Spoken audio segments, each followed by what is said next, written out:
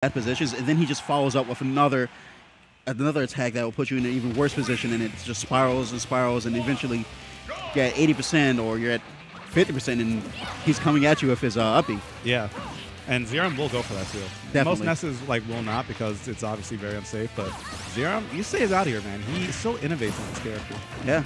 Nice punish on that down air. We're getting game one, and here only 15 seconds or 20 seconds have gone by, but Xerom has already put himself in a very solid lead. This back throw shouldn't kill yet, but it does get him off stage, which oh, never mind, it killed. I can't believe that back throw killed. Yeah, I can't believe he did 60%. Yeah, man, I hope that's not an ultimate. That's nutty. Yeah, that's the definition of unfortunate SD by Dexter. But yeah, I hope this doesn't tilt him too much, which could be a really big issue with some certain players.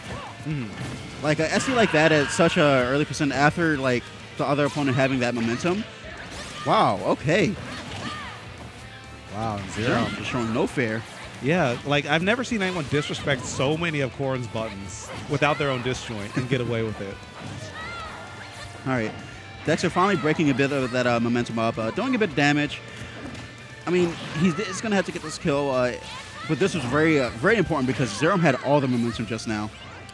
Yeah, and this is really the first time we've seen Dexter with any footing this game so far. So, really, I feel like it's possible that, if he keeps this momentum going, he could just take it all the way, almost like without it being a real comeback, because Xerom wouldn't have hit him.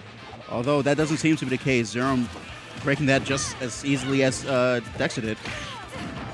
Yeah, so I was saying one thing that Dexter has, like one thing he does very well, is his ledge trapping is very good. I would say it might be the best in the region. I would say so. Yeah, and like that's not an easy feat with all the players that we have out here. All right, so Dexter's still in this. Yeah. Okay, I agree with that. I mean, the counter, you only have really one frame to actually punish it. Like, it's invincible. I think it's invincible until, like, the very last frame at, like, before the hitbox ends. And then you have one frame to punish it. So going for it off stage like that is pretty safe. And now Dexter with all his rage, and look at that. Xerom keeps on trying to air dodge through. He's still not finding any to purchase with it. Yeah, it's not. Ooh, wow. Just... he stayed there a little too long. Just immediately gets like stuck with that pin. Corrin's a character you can't have that like moment of inaction on the ledge, especially at the ledge. Or like her moves just hit so well on the ledge. You don't want to risk it, you know? Yeah, especially like since in this game, invincibility is determined by how long you're off stage. So you have to kind of know that timing, which most people haven't really looked up.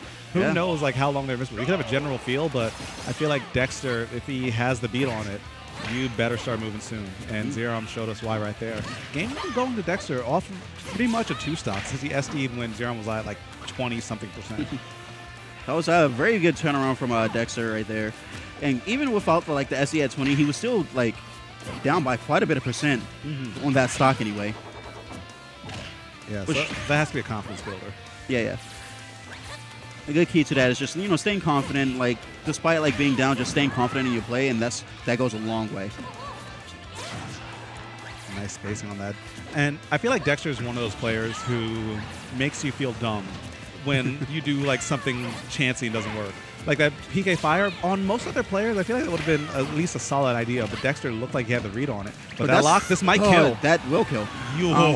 Very strong. Okay. Yeah, that hurts. I mean, Xerom. Yeah, Xerom, though. Yeah, it's still showing that he's in this mentally. And just needs one mistech to turn it into a big advance for him. And look at that. That grab. He burned his jump. Good recovery by Dexter. But look, you have stuff to get around the yo-yo, PK Thunders, the bat, whatever Ness decides to throw at you. And there's a lot. All right, but right now Dexter does have Xerom off stage. Oh, wow. A very good air dodge right there. Gets back on stage. Gets a bit of control. Xerom has been going for that all day. I don't know if he ever gets it, but like, it's always scary to see that PK flash coming in. Yeah, I've seen him get hit with it once. They died at like 40. So I understand why he goes for it. That's fair. All right, Xerom doing really good on this second game. So scary. I mean, Ness actually could have ran up and grabbed him right there, but why chance it after a certain point? I mean, I think a forward kick would have maybe killed at that point. Okay, that was very good. Answering that down smash is that? Yeah, that was not smash. Is that it? Okay. Wow. What was that, 90%? No, he was at like a little bit over 100. So. Okay, that's not too bad, I guess. Yeah, like it was around that percent where it was like, maybe, maybe not, but I forgot how much that scales with rage. Yeah. It's been a while since I've seen a rage back throw in full force. Yeah. Strongest back throw in the game by far. I wonder if that's going to be the same in Ultimate. Yeah, it's been like that in every Smash game. Yeah, so I can't imagine it being too different. Yeah. Like even in like Melee, his back throw is pretty ridiculous. Not like ridiculous because, you know, bigger blast zones and all, but it's very strong. All right, so game 3 going to Town and City. I suppose I can see this counter pick. He has a bit more space to like run around and keep Xerom at bay. I just feel like everyone who practices with Joe kind of falls for this stage eventually, because Joe like always picks it like as his rotation. If you don't like specifically go to random, he'll just like pick Town City. So yeah, if you practice with Joe a lot, you'll end up on Town City a lot. That's fair. So I guess like more of a comfort pick then. Yeah. All right. This is a best of 5. Yeah. Oh yeah, this is winners finals. This is winners finals. Yeah. So it's good for on both these players who I feel like they're both guys who take a while to ramp up. Dexter especially, once he starts playing confident, he will just start running through everyone. Xerom, though, he takes a while to get those reads, but when he gets them, you just die due to the nature of his character and his playstyle. So this, I feel like the longer the set goes on, the more and more explosive it's going to get. I do agree with that, definitely. Xerom, like you said, the longer he plays, the more explosive he gets. And like even if it's not like a read per se, if he gets like one straight hit and then starts getting that momentum, starts picking it up, he just immediately starts going for another read and another read and another read, and all of a sudden that's your stock. But like then we have Dexter, who like his strongest point, of course, is once you're at the ledge, it's very hard to get back off that ledge. Yeah, unless you're Ness, apparently, because I was looking, and normally Dexter's ledge trapping is much stronger than this, but Xerom, I don't know if he's doing something like really well, or if like Ness is harder to ledge trap or something, but he's just floating straight through. He's playing very tricky. 2 air dodges at the ledge. And yeah, look at that double jump height. And wow, with that trade, everyone lives, but barely. We got a very tight game. But Ness in these high percent scenarios does a little bit better because so much rage on him. That's going to be needs to stop. Yeah. All right. Xerom doing very good. Like I said, he's been getting on stage pretty almost effortlessly in a lot of these situations. Yeah, when you manage to mitigate one of Dexter's strongest qualities as a player, that... I don't know. It just opens your mind to get so much more, just like that. Now you can tell he's feeling himself. Look at this PK flash coming through. Not quite from the almost mark, full stage. Yeah. It doesn't even travel that far. I don't even think that would have hit if he got up like normally. But hey, Xerom, when you're feeling yourself, you're feeling yourself. That stock is gone though, so now you might have to play a little bit safer. Yeah, but I mean, he's still like in a pretty good spot at the moment. Corrin doesn't have too many like super explosive kills. I mean, you can get like Tipper, F smash or something like that at like 50 or 60. Yeah, but like that's a very situational thing, and like Tipper side B as well. Tipper side B, yes. So yeah, that is quite strong, especially right now when you're off stage this deep. Dexter though not going for it. So the PK fire was very scary. Came in clutch in this game versus Jeb, and like you can see him utilizing it in here as well as like a stay away from like the off stage tool or whatever that Xerom's using. Right. Whenever he just recovers with it, because why not? If he gets it, he might get a stock off of it. Yeah, very favorable trade. Oh my God, he whipped the grab and got to the other side. Is that it? Not from the other side of the stage. But another edge guard scenario. Dexter gets hit by the PK Thunder, and wow, clearing that space with the up air. I didn't think it would reach, but Dexter knew. The up air is going to take it hard, and Xerom takes game 3. Yeah, and that was a quick draw scenario, too. I feel like the set was starting to teeter in Dexter's favor. If that up air hadn't connected, I feel like Xerom probably would have been off stage after that back air. And, we keep on talking about Dexter's ledge trapping. Maybe he just needs more time to get the data that he needs. Maybe that last ledge trap could have been the stock and the game.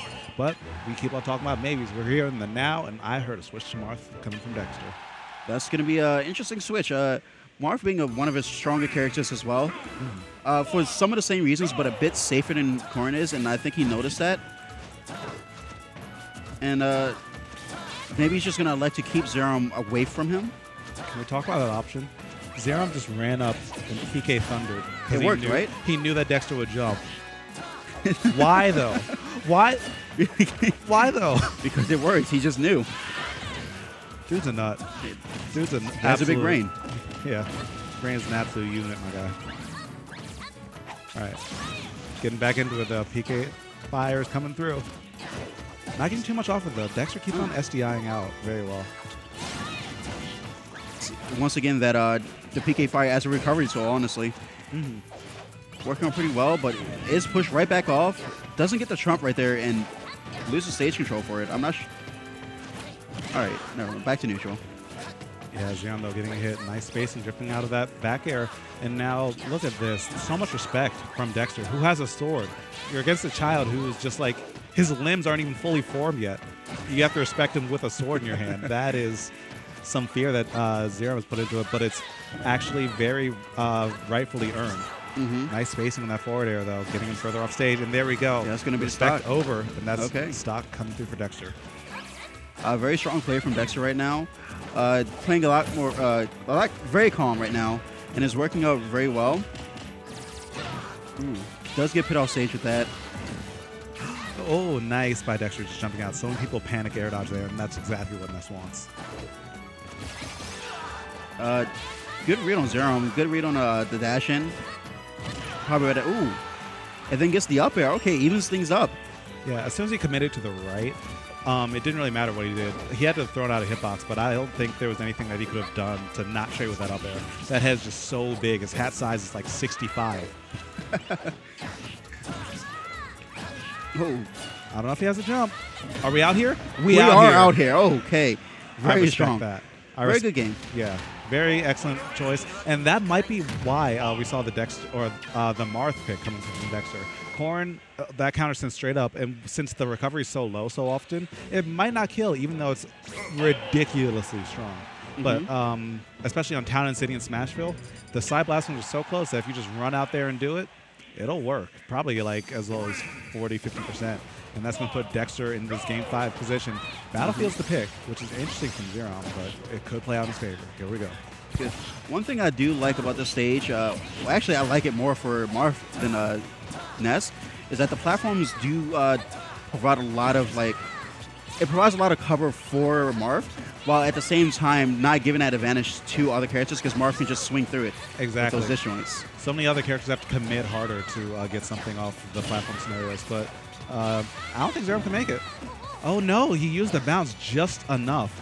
But yeah, now we're back in this platform scenario, and look at that. Dexter's swung out of hitboxes, and he's not in much danger until he overcommits with that forward smash. But nice forward air to eliminate the PK Thunder.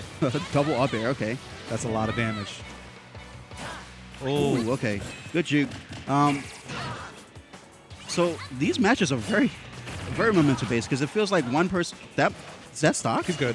Okay. Yeah, the max will come through. But can we talk about that recognition from Xerom to recognize that he's going to go above ledge and get the perfect punish for it? That was so quick, too. Marth's uppy is a very weird move. You kind of have to respect it at the ledge because it does have like that. Is the hitbox extended or something like that? Yeah, but I know it hits from the stage. Yeah. Especially on Battlefield, since the ledges are like twigs. Ooh, okay. Yeah, but Battlefield's big blast zones cannot save you against that. That little trot back and forward smash from from Dexter will spell the end of Xerom's first stock, and he's sitting at potentially his winner's bracket life right now. Dexter playing a very good, spacing his moves out very well, keeping out of anything that like you said, Ness has very short arms, so you kind of have to. Whoa! Yeah, he still died there. Very short arms, but you have to. Yeah, you do have to respect that. In the moment that Dexter overcommitted just a hair, Xerom's A button was ready. Oh, that was so slick. I love Dexter's movement right now. His movement, his spacing on things, like, although that, okay, I'm not sure if that's what he wanted to go for, but yeah, I'm not sure either. But hey, well, that was a very good catch right there. Can't get another one though. And now, yet again, that double jump air dodge. giving Xerom the room that he needs just to get back to the stage, but still, he ended up on a platform and ate a bit more damage for it, but now we kind of are back into neutral. Dexter ends that immediately with a dancing blade. Yeah. I really love the way Dexter's moving right now. He's just walking slowly forward and back, spacing out his dancing blades, his forward is. Ooh. See, I feel like the only issue he's having at this point. Oh, that was so scary. That might be it. Yeah. Yeah. Okay.